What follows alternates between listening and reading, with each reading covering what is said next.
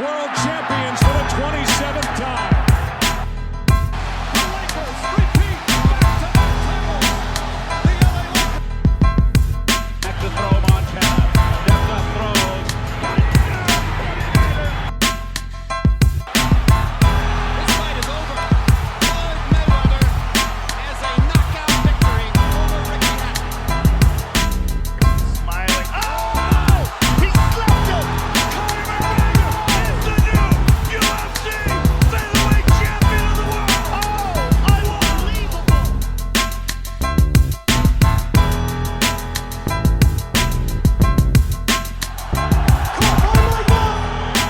Could the champions break up? Hell no!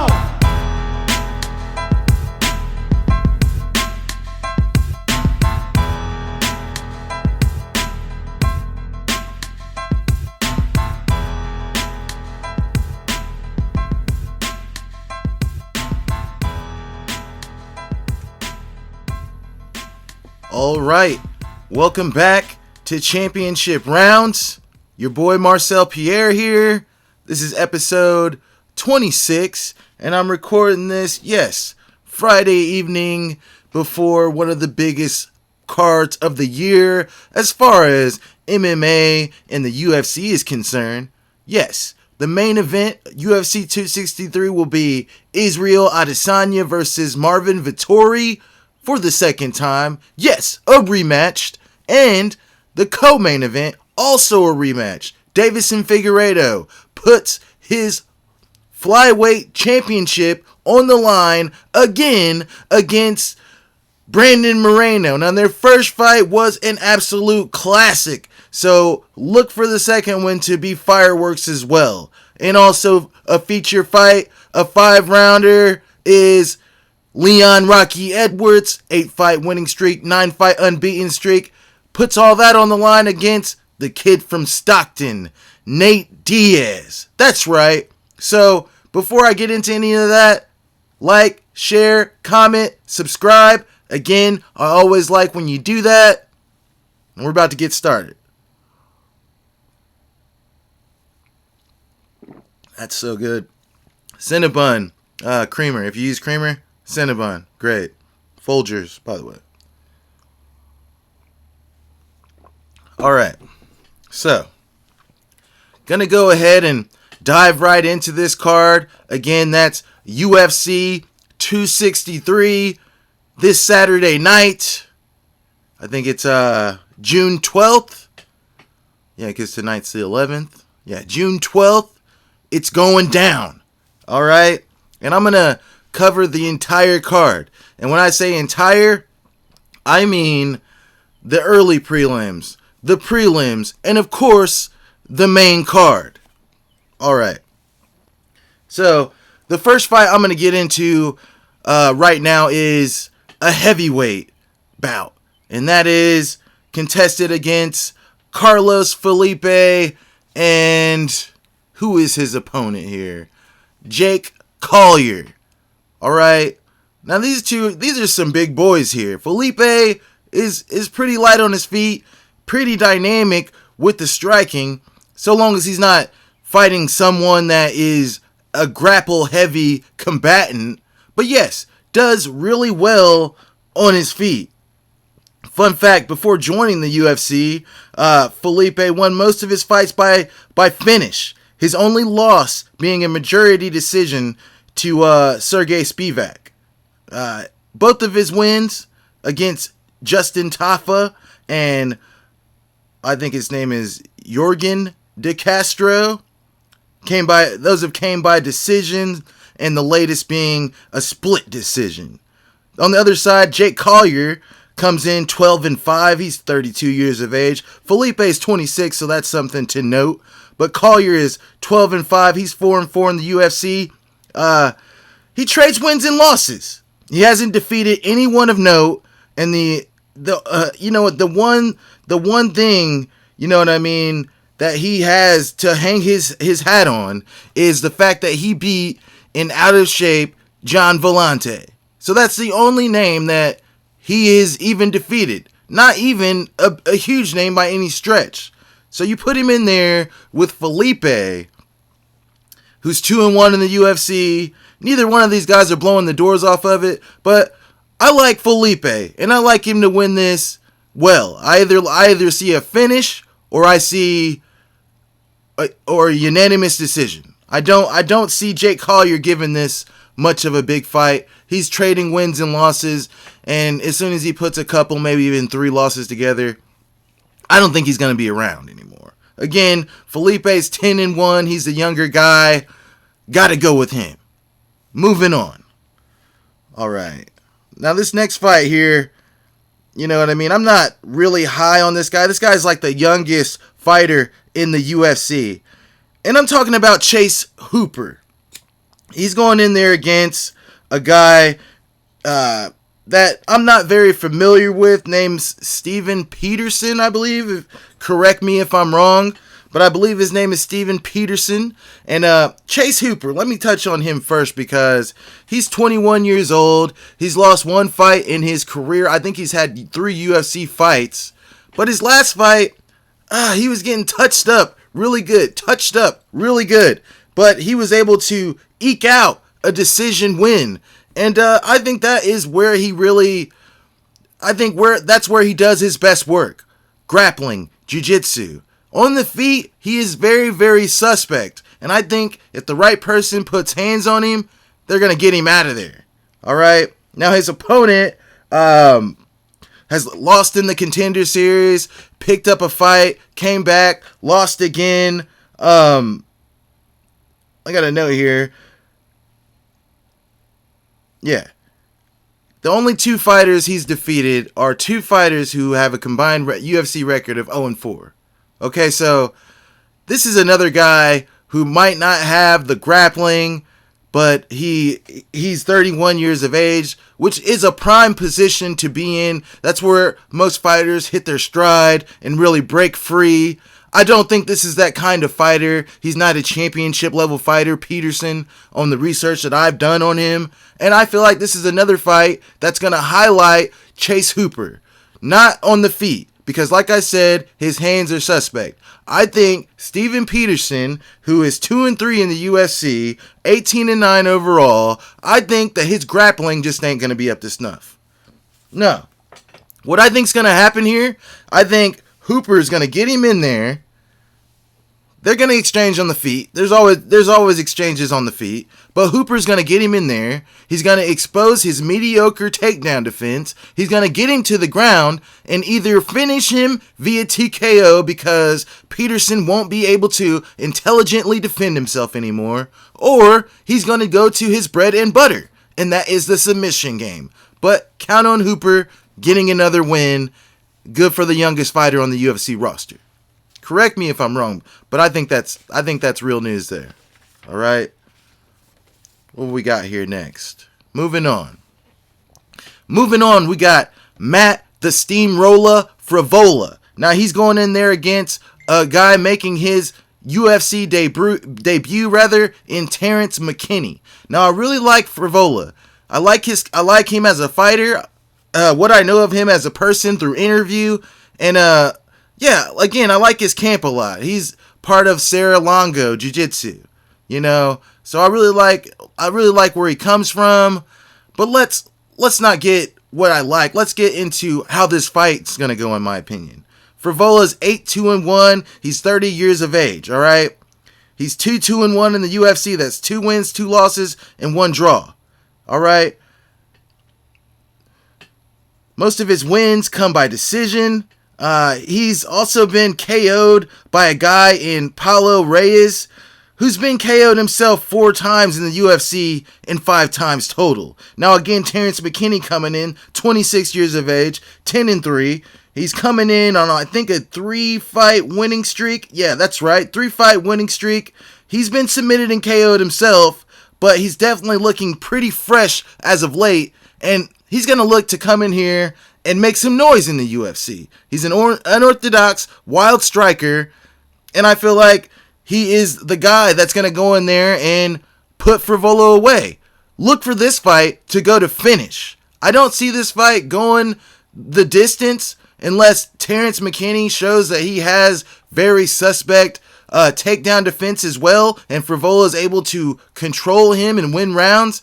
But no, my pick here is McKinney, so count on him touching Frevola up and steamrolling his ass on out of there. All right, that's my pick. Moving along.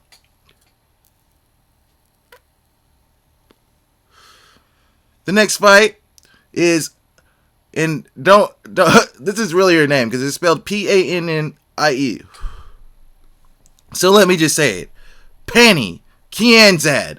She's going in there against, who's she fighting? Alexis Davis. Now, Alexis Davis is really, really long in the tooth, but she's fought the who's who of women's MMA. She came back, making her return to 135 pounds, where she went, I think, 1-4 or 1-3 at 125. Yeah, she went 1-3 at 125. Came back to 145 pounds, picked up a win. Now she's in there against Kianzad. Kianzad's won most of her fights by decision. She's got notable wins over Sajara Eubanks, Betch Kohea, and Jessica Rose Clark, I believe. So she's picked up some wins, and yes, that's her 3-in-a-row streak that she's currently on right now. But I feel like a lot of those fighters that she beat have questionable striking and even more questionable cardio. Cardio makes cowards of us all. No matter how well of a fighter, striker, combatant you are, if you are crippled by cardio, it's not going to be a good night at the office. So I feel like Kianzad has taken advantage of a lot of that, and I'm going to go out there and say it now, I don't feel like she'll be able to take advantage of that in this fight, even though she's probably favored coming in. No, I think Alexis Davis will show her experience in there and just flat out be the better fighter. I mean, Alexis Davis might be longer in the tooth, but I just feel like as a fighter, she's more experienced than Kianzad. So I feel like she's going to really impose her will, control where the fight takes place, and win the rounds. So that's my pick for that fight. Women's bantamweight. Look for Alexis Davis to get it done. I'm going to move along here. All right. And when I say moving along, I'm moving along to the preliminary card. Yes, that was the last fight on the early prelims. We move on to the preliminary card. All right. 1 second here.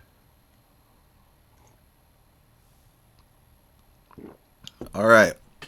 First fight on the preliminary card is the Russian. That's how his nickname. He's just Russian. And I'm talking about Morozov Ilyalov. And he's going up against Amin Hakim Dawodu. Sorry if I mispronounce Morozov's name. I'm not Russian. Give me a break. I'm doing the best I can here. Give me a break. All right. So, something to note about Morozov is he just received I think it was champion of sport in Russia for wrestling or Greco-Roman wrestling. He's undefeated. Former bantamweight champion for M1 Global. That's the biggest promotion over in Russia. Then he's going up against Hakim Dawodu, who is 1-1, 12 wins, 1 loss, 1 draw. And Dawodu looks the part. He's always got a mean mug. He's always looks like he just wants to just mess somebody up. You know what I mean? Like, don't look at me. Don't talk to me. I'm unapproachable. That's what Dawodu looks like.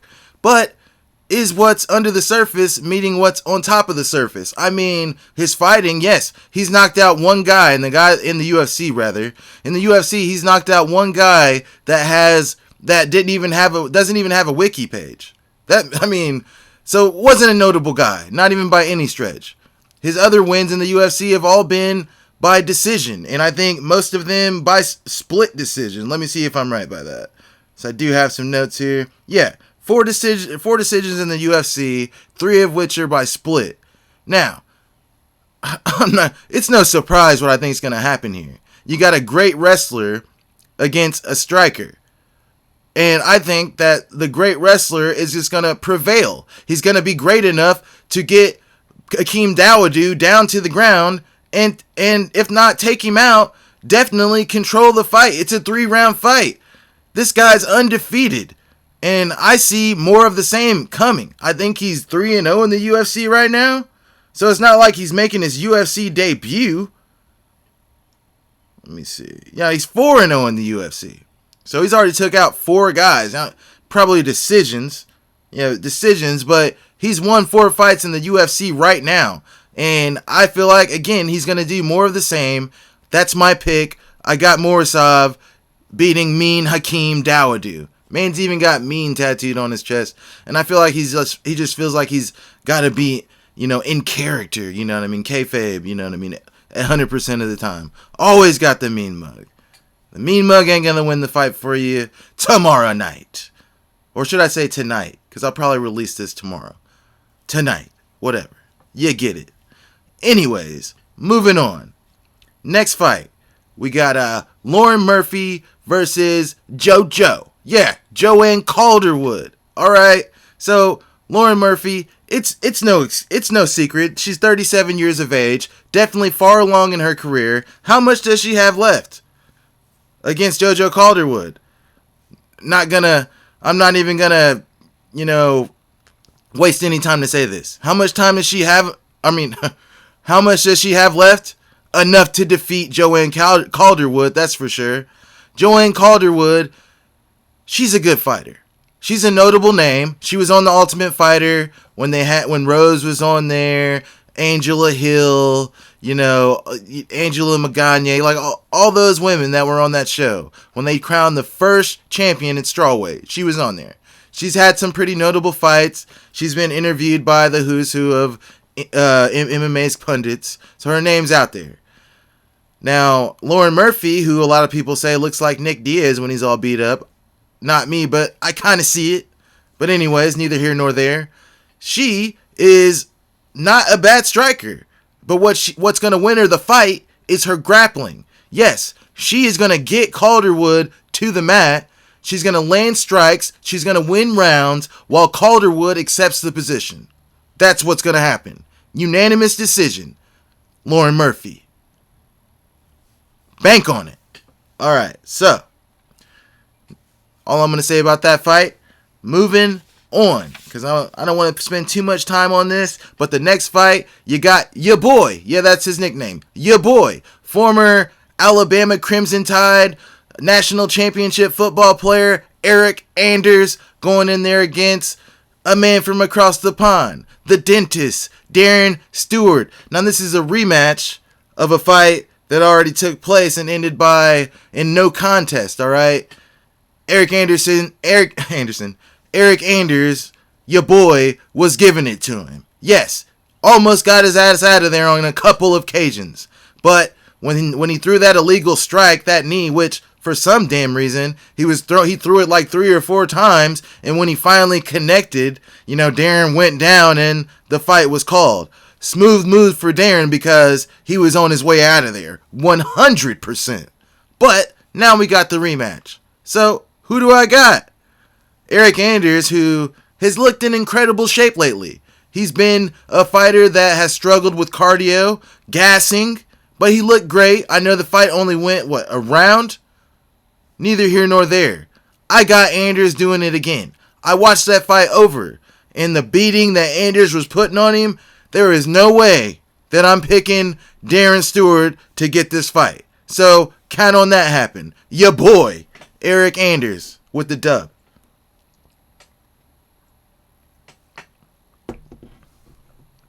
All right. So, the last fight of the preliminary card, and then we're on to the main card. What we got here? We got Drew Dober, 23-10. 1 no contest, 32 years of age, coming in against Brad Riddell, 9-1, 29 years of age, 3-0 in the UFC. Now, Riddell is a former kickboxer, a Tiger Muay Thai City Kickboxing product. Yeah, City Kickboxing, the same gym, the champs, Adesanya and Alexander Volkanovski. Yeah, and also Hooker and Kai Kara France and the whole lot of them. Yes, Riddell is a product of them. He's a kickboxer. But he's won all of his UFC fights by decision. So he comes in with a kickboxing pedigree, but he's not kickboxing anybody's ass out of there. He's kickboxing his way to decision wins. And he's going against a guy in Drew Dober who, yes, he got steamrolled against Islam Makhachev. It's Islam Makhachev. But he brings it. Drew Dober brings it. He's a finisher. He gets you out of there, and he outvolumes you. He's a wild man. What I see happening in this fight, obviously my tenor should say it all. He's going to get in there. He's going to get in Riddell's face like Riddell's never seen before because he hasn't fought anyone like Drew Dober before. Drew Dober is going to put the punches, the combinations, everything together, and then he's going to get him down and probably get him out of there. Probably. But definitely win the decision. I feel good about this one. You know what I mean? I'm not saying it's going to be a terrible night for City Kickboxing, but this ain't going to be a favorable fight for him. Drew Dober gets it done. You heard here first. All right. Get this out of there. That's the last fight on the preliminary card. Now we're moving on to the main card. The main card, we got Bear Jew, Paul Craig. And he's going in there against Jamal Hill. All right. The Bear Jew is fired up for this fight. You know, he sounds like William Wallace off of Braveheart. You go back and you tell them, you can take our lives, but you can never take, I don't want to yell into the mic, but our freedom. Yes, that William Wallace. And he's already called a submission in the second round. All right. Paul Craig's coming in at 14-4-1. He's 6-4-1 in the UFC. And his opponent, Jamal Hill, undefeated. 30 years of age, while Paul Craig is 33. You know, this is not an easy fight to pick. Hill is 2-0 in the UFC. You know, he would be 9-0, but in his last fight, he tested positive for, that's right, the wacky tobacco. But that's neither here nor there. Undefeated, but untested. I feel like against a grappler and a submission guy, and that's precisely what the Bear Jew is. I don't think I'll be including this fight in my parlay because as talented as the Bear Jew is, Jamal Hill is undefeated, untested, unheralded, but undefeated nonetheless. So, if I had to pick somebody, I'm picking Paul Craig because he's got the experience. And I feel like he'll go in there and take Jamal Hill down, who has questionable takedown defense. I think he'll put him in waters that he hasn't swam in before and probably submit him because the Bear Jew is a finisher.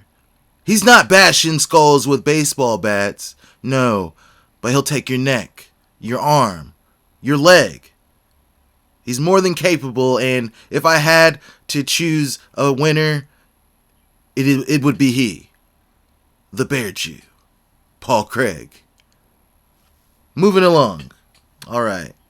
Moving along to this next fight, we got a fighter that's been in the UFC for a long, long time. How long he's gonna fight past this, I don't know. That's up to him. I mean, he still picks up wins here and there. I'm talking about Damian Maia, and he's going in there against, I almost said Nate Diaz. No, he's going up in there against, remember the name, Belal Muhammad. All right? So, I think it's remember the name. Yeah. Hold on a second. So, Belal Muhammad's last fight obviously was a no contest. He took a nasty eye poke to Leon Rocky Edwards. But if you look at Belal Muhammad, he's just got a big head. He's got big eyeballs. Like, I think his eyeballs are easier to poke than anybody else's in the sport.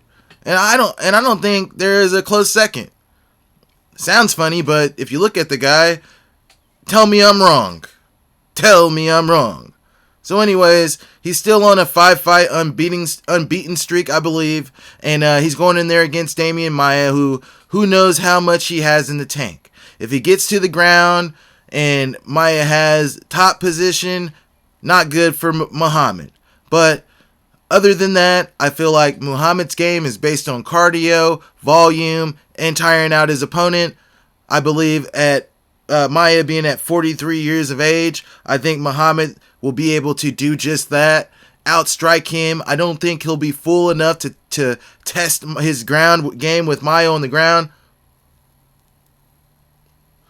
But I do think he gets the job done, and I think he wins a decision, unanimous. Yeah, so count on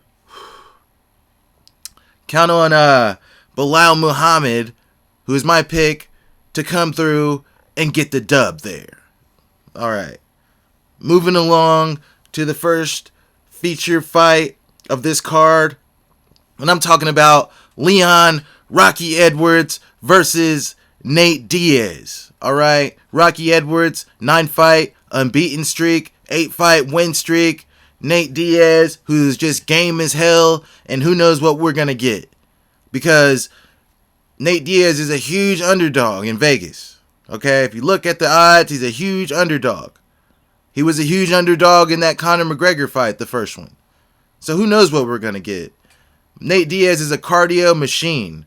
Okay, Cesar Gracie Jiu-Jitsu mixed with Richard Perez boxing. Nick Diaz Army, whom will be returning this year, as I mentioned in my last show. But who do I got in this fight? Leon is just a bigger man. Yes, but he was in the fight he won against Gunnar Nelson, who's also been defeated several times in the UFC, got a little dicey. And that was 2-3 fights ago for Leon. Leon faded, and Gunnar Nelson was able to get top position, mount, and rain down some strikes. So all I'm saying is that if Leon's gas tank looks anything like it did in that fight, we might got a dogfight on our hands, and we all know the Diaz bros win those dogfights. But if you want to say the Masvidal fight was a dogfight, it ended by cut. We're not gonna get into that. But yeah, who do I got winning here? Again, this is a fight I probably won't put on my parlay, but I will give you who I think's gonna win.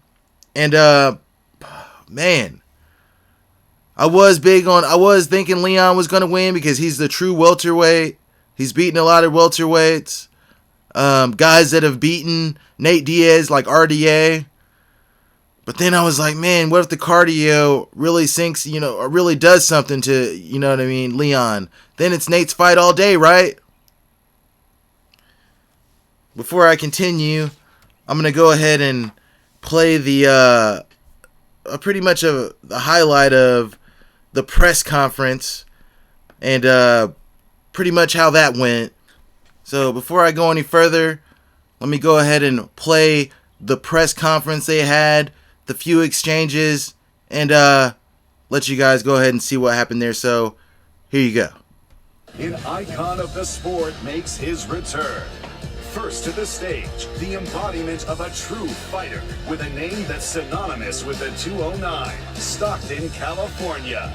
He's as real as it gets. The one and only Nate Diaz. Nathan.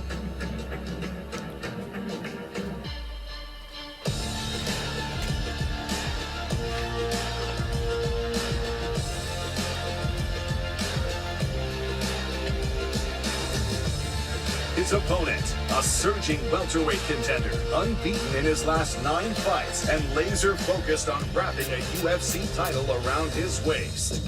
Here is England's Leon Rocky Edwards. Confident.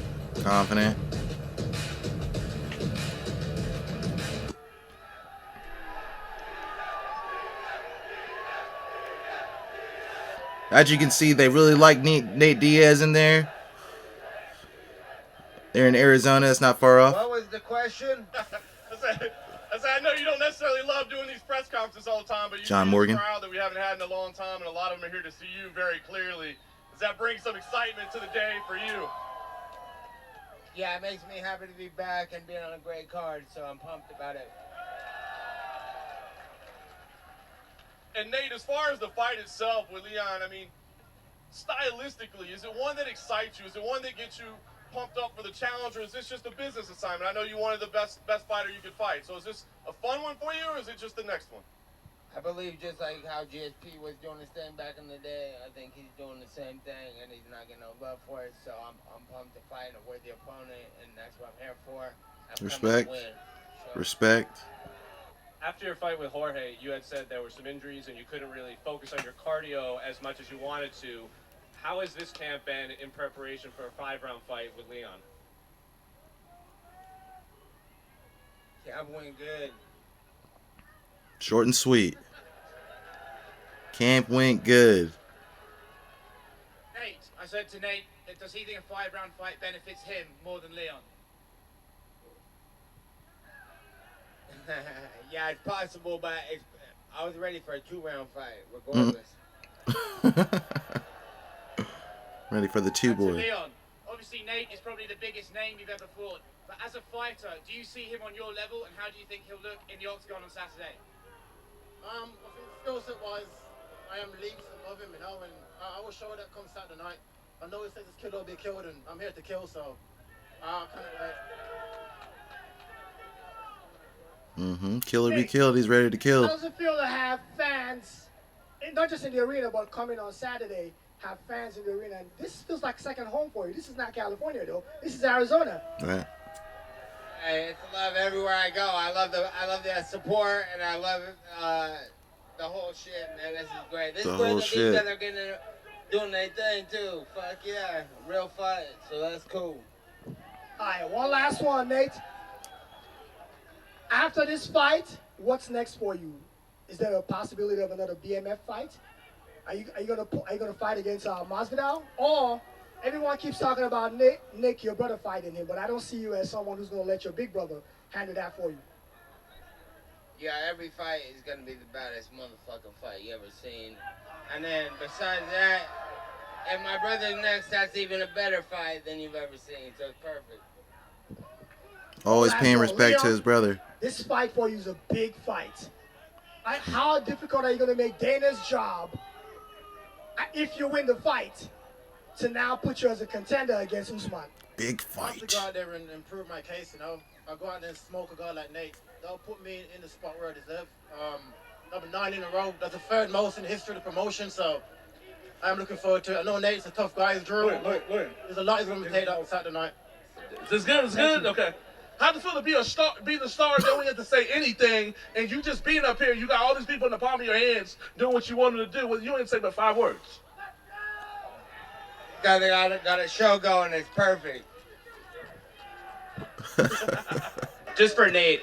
Nate, you have a house out in Paradise Valley with all your boys. Why did you choose to stay so far away, and what's good about that situation and that environment? I'm just got all my army, my team, everybody's there, and you already know what it is. We'll be there fight day. I noticed that you lit something up a few minutes ago. What exactly was that? That's Kill 4209. That's the Chronic right there, baby. You already know what's up. Yeah, so that's how that went down. So Nate Diaz obviously has a large fan contingency in Arizona. Might be a lot of traveling fans. California not far off. So the fans are going to be in his favor. How much that? I mean, the fans aren't going to be in the cage with him. Okay, so at the end of the day, they're going to get in there. They're going to hook it up. Where did I leave off at? Who do I think is going to win this fight? Like I said, I was feeling real good about Leon because of his size, but then I was looking at the Gunnar Nelson fight and how he faded from a cardio perspective, and I was thinking, oh, maybe Nate's going to come on late. But, if Leon touches him up early, he might be able to get Nate out of there. I know people are like, oh, Nate Diaz didn't get finished. Nate Diaz doesn't get finished. Josh Thompson got him out of there. I know he took a lot of head kicks, but he got him out of there. So it's possible. I'm not saying that's what I see happening. Again, I'm not going to bet on this fight in particular because, I mean, it probably would be a good fight to bet on because Nate Diaz is a large underdog and definitely a live dog. So I guess if you're going to bet, the good bet would be on Nate. But, man, Leon's beat guys that have beaten Nate. He is on a long winning streak and was winning the Bilal Muhammad fight before that got stopped. I'm going to have to go with Leon to get it done in this fight, but I'll be rooting for Nate Diaz. All right. Spent enough time on that fight. Let's move right along to the co-main event. All right. I chose not to have the press conference package for them because a lot of it was broken English, if English at all. I'll give you the gist. Moreno was very confident that he's going to be in there and be prepared for whatever fight that Figueiredo brings at him. Figueiredo thinks he's going to knock Moreno out. And after that, he wants to be able to move up and try to capture the bantamweight belt, he said. So, Figueiredo cuts a lot of weight, has missed weight. If you remember the first title fight he had with Benavidez where he couldn't win the belt, but Benavidez could win the belt, he knocked Benavidez out, but he missed weight. So he had to go in there and knock him out again, and he did just that. I think he was trying to break a record and defend his belt more times consecutively in a short period of time than any other champion in history, and that weighed on him. He still did enough to win the fight because one of the judges had it for him. And if you remember, an illegal strike cost him a point in the fight. So I think that's the only reason the fight was a draw. So, keep it short and sweet. And still, Deiveson Figueiredo because he's just the better fighter, the better striker, the better grappler, and the bigger man. And the bigger man swings a bigger fist. And a very, very powerful one. Live dog Brandon Moreno, great guy. He just doesn't get it done. He does not become the first Mexican-born UFC champion. Not today. And still. Moving along.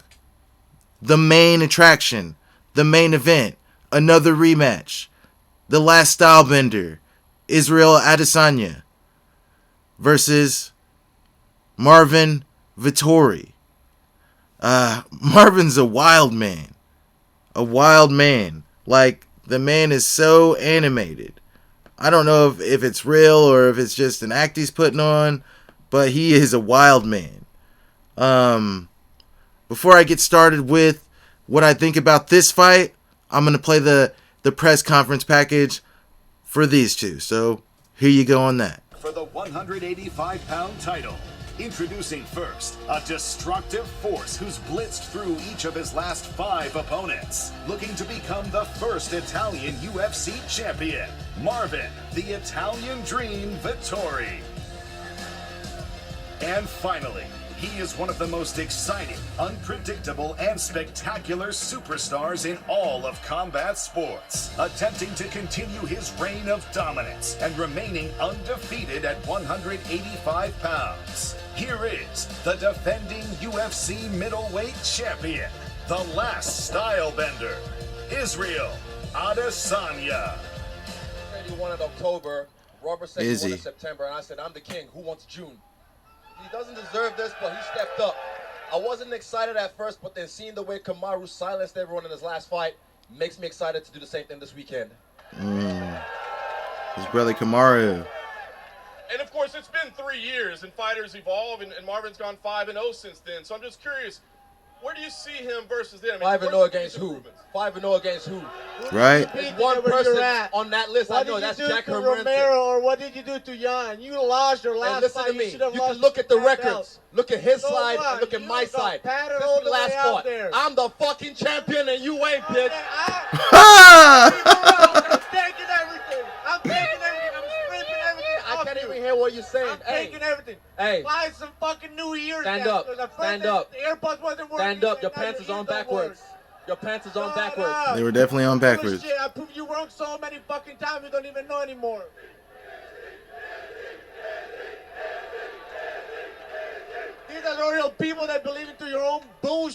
ass hype, and they're all gonna get shut up. Obviously, earlier this year, you came up short in the bid for champ status. You know, you handled it like a champ. But I just wonder if the energy is different this time, right? Like, you're not going for something new. You're trying to keep what's yours. Right. Is there a different energy around this fight? Trying to hold on to minds. I step up, even if I lost. Even if I lost, I take it and I accept it and I move on. Unlike him, he holds on to that loss. Whenever you get beat, you change your face. You're like, oh, sorry, sir. Hey, whenever you go beat and you change face. Bro, after I whooped you popped. The John You fight popped you in had August to 2018 by USADA.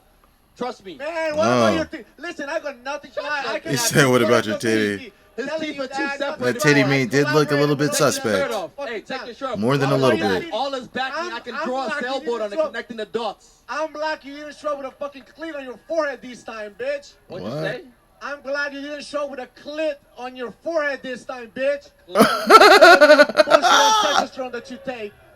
First is the TD, second is your clit on your forehead. Oh, the titty meat again. Do you believe that this being a rematch gives you an advantage because you've had a chance to see that unique style? I have the advantage because I'm the superior fighter. I can do everything. He doesn't have all the answer for what I bring to the table. Listen to this guy. He doesn't have all the answer for what I bring to the table. You don't have the answer, Sway. And we talk about fighters' evolution, but we've seen him lose for the first time, right? So do you feel the time since you first fight, he's gotten better or has he gotten worse? He's gotten better. He gotten sharper, but he didn't add nothing, you know? Like I said, look at the list of who he's fought. The only person I know on that list is Jack Ranson. He only got here because he bought a bum at number 10. Shit on Kevin You Highland. can go back and who did you beat? Who did you beat properly? Who did you beat? I'm not, dude. I'm gonna make you my next bitch. I'm gonna do you like I did Costa. Blah, blah, blah, blah, blah. You believed on your own hype, and that's where you're getting. Hey man, I don't get drunk off my own hype. I sip off the Kool-Aid, but trust me, I'm gonna make you my next baby mama. Again, he's gonna speak Nigeria. Don't make me start speaking. What? Devo parlare italiano, scemo. Dai, let me. Hey, shut up. Grazie, my friend. Grazie. Bring that shit. Of course. And Marvin, just last thing for me. I mean, you're here to win the UFC title, right? But there's a lot of yelling going on right now. So I mean, is this just about winning the title and becoming champion, or is this a personal fight for you? It's both. You know, I'm getting 2-on-1. I'm getting to revenge whatever it was that fight and be the first Italian UFC champion ever. They don't like him. They don't like this man. A disputed win, and I put that in quotes because Marvin still disputed that you won that fight. Right. How does that make you feel? It's amusing to me. It's telling itself a story. Let him know what you think. Of bullshit, because his whole character is bullshit, and he believed it in his own bullshit. Is this guy drunk? Well, are you drunk right now? Right now, are you still drunk right now? Are you still drunk? I can tell you the same. Judges. Oh no, I'll show you the same. I will show you the same. Please, Trust me, do your thing. What are you going to do? Try and sniff my jocks? Bring it. You're going to try and sniff my jocks for 5 rounds, but in the second round, you're going to hit the floor. You were going to be sniffing the floor. That plastered ass goes on your left side of your face. Obroko bioko. Shit packer. Fuck you. One last one for you, Israel. Ayabieko, which is what we call yourself, the heart of the lion. The lion is the king of the jungle. Are we going to see the lion come out on Saturday against Marvin Vettori? Get a load of that. Well, I guess that answers that, right? I have nothing to hide. You have everything to hide. Hey, stand up. Your pants is on backwards. Show us again. What about your titty? Nobody even asked. Girl, look at your face. Look at your eyes. Look at your teeth. Look at how gapped they are. Spread your teeth out even more. Show us your back. Show us your back knee. What are you talking about? I know exactly what I'm talking about. Show us your back knee. It's too hot for that today. What the fuck are you wearing? It's too hot out here in Arizona. This punk ass bitch trying to look like he's a class act. What the fuck is that thing, bro? Motherfucker, I'm dressed for this. You tried to talk about how I dress. Let me hey, bro, why you wearing this? I'm sure you're sweating under that shit. You're sweating. Hey, show us your butt crack. You're sweaty as fuck. I bet you'd like to see that, wouldn't you? Not at all. I can teach you how to dress if you want. If you're nice. Who's dressed better right now, me or him? How the fuck is that even a question? How the fuck is that even a fucking question, man? A question. Hey, you know how you say you don't know what to call me? Don't call me your friend. Don't call me your brother. Call me champ, bitch.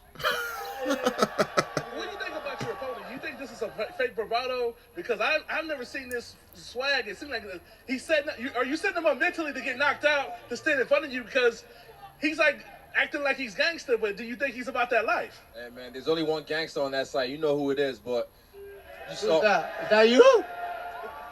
But you saw Bitch, the meaning with I've seen you outside of a man encounter. You saw the energy you care. Shut the fuck up. The daddy's talking. Shut the fuck up. The daddy's talking. Brand has sound, y'all. Pass me the remote. Sure. I beg. Shut the hell up. Listen, you saw what he did when he saw me. You saw how he was. Fake. Oh, I'm gonna get your belt, friend. I said I'm not your friend. Yeah, he doesn't keep that same energy. Why I'm not calling you either, bitch or boy, you fucking little boy. You can't even understand the mumble he's saying. Doesn't he look that nigga from the Goonies? Show him that picture again. So what? So what? So it's like what? I don't know if there was racial connotations with that boy talk. Look how you look. Look how you dress. Look at how you look. You look like the fucking orc from Lord of the Rings. I'll fucking smash you on my shin. Throw bones at your face. I look better than you would ever think. All right, sir. Do you have another question? Does it bother you the fact that since you lost at 205, that these dudes at 185 are trying to try you and think that the division's up for grabs? And remember what happened. Remember what happened after UFC 248 when everyone was sleeping on me and I said, y'all must have forgot. And I went into Abu Dhabi on a private island and fight in front of a lot of billionaires and I fucked this motherfucker up. I'm going to do the same thing this weekend in front of you guys. I'm going to fuck this dude up. Trust. I'm just going to go out there and say it. I believe it. And I believe it because the Kevin Holland fight, a guy with zero, what Khabib say, your takedown defense, your wrestling is zero. His wrestling was zero. Being taken down at will. And still was able to hurt Vettori on the feet. Adesanya, yes, it's possible to take him down. Jan Blachowicz used to fight at 185 pounds, where this fight is taking place. But Jan Blachowicz has been a light heavyweight for a while now. He's walking around at heavier weights. He was a heavier man than Israel Adesanya. So he was not only able to take Izzy down, but he was able to hold him there. Do I think Vettori will be able to do that? I don't think he was able to hold... Yes, he was able to hold Holland down for the most part, but Holland was able to get to his feet a few times. I feel like Izzy will be even harder to take down and even tougher to keep down. I feel like Izzy's going to touch up Vettori and probably get him out of there. I say probably because you got to always leave everything up for chance. Vittori's tough, but Holland definitely hurt Vettori. I got Izzy and still Israel Adesanya. Still the middleweight champion of the world. And that closes out UFC 263. But again, not going to be easy for Izzy. The first match wasn't easy for him. It was him and Vettori in there, back and forth. And Vettori got his strikes in too. I mean, there was a reason it was a split decision. Let's just say that. Vettori was able to get Adesanya down and keep him there. But I feel like Adesanya has evolved since. Doesn't look that way because of what we just saw in the last fight. But do I think Izzy, who was undefeated in the UFC, comes in there and loses 2 in a damn row? A guy with so much promise and star power? Absolutely not. Again, and still, Israel Adesanya. So, those are my picks for UFC 263. Count on them bad boys cashing in because I feel good about them. I've already made one bet. I'll be making a few more. But, again, those are my picks. Use whatever combination you need to use. Let's go to some other news. Let's see here. We got sorry about that. We got Clarissa Shields. You know what I mean? The former 2-time gold medalist in boxing in the Olympics. She unified every major world title in 2 separate divisions. All right? So we're looking at arguably the greatest women's boxer of all time. And if I had to say so, yeah, considering what she's accomplished, I don't think anybody's could accomplish what she has. Because Layla Ali definitely didn't. So, Clarissa Shields, greatest boxer of all time. Put that in perspective. Makes her her MMA debut at PFL. That's the Professional Fighters League. All right? And like I said before, in episodes before, they're not going to put her in there with any killer. You know what I mean? It's her MMA debut. They're going to put her in there with a tomato can. So, who did they put her in there with? Name was Brittany Elkin, all right? Let me tell you a little bit about Brittany Elkin. She had 3 amateur fights. She lost her first 2, won her third one, and it was by a submission, and she was TKO'd and submitted in the first 2. But after winning that first fight, she's like, all right, what the hell, let's go pro. Okay? Goes pro, wins her first fight decision, loses 2, wins 1, loses 1, wins 1. Then goes on a 4-fight losing streak. All right? Because Claressa Shields got in there and put the hands on her. Fight went to the ground. Claressa Shields unloaded with a barrage. Referee stepped in, got it done. So obviously she wasn't going to step in there with a killer, and the person that she's fighting isn't going to be a fool and not know who they're going in there with. So they tried to take it to the ground, but unsuccessfully. So yeah, Brittany Elkin's 3-7 on her career, and Claressa Shields improves to 1-0. So we'll see if there becomes an interest level for Claressa Shields going forward, but good start for her. All right, moving along. We got Chris Weidman. Yes, everybody saw the nasty, disgusting leg break in the Uriah Hall fight. Well, good news. Chris Weidman is out of the hospital. He's up and moving around. He's walking. Hell, he even went to the gym. So, big ups to Chris Weidman. If you decide to continue your MMA career going forward, best of wishes to you. Moving along. All right. A date has been set. I'm talking about the Bellator featherweight finale. Yes, tournament finale, which champion Pitbull Patricio Freire made it to the final against undefeated prospect AJ McKee. All right, so the date is July 31st. That's right. Huge fight for Bellator. McKee coming in, a full force Bellator product.